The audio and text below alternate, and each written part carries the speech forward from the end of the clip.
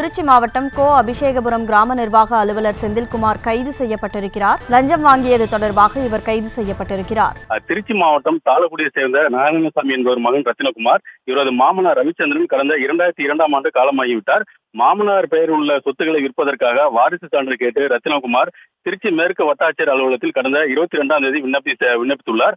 கோ அபிஷேகபுரம் கிராம நிர்வாக அலுவலகத்தில் இருந்த எவ்வித தகவலும் வராததால் கிராம நிர்வாக அலுவலர் செந்தில்குமாரை நேரில் சந்தித்து தனது விண்ணப்பத்தினை நிலை குறித்து கேட்டுள்ளார். வாரிசு சான்று வழங்க செந்தில்குமார் 15,000 லஞ்சம் கேட்டு இறுதியாக 3,000 கேட்டுள்ளார்.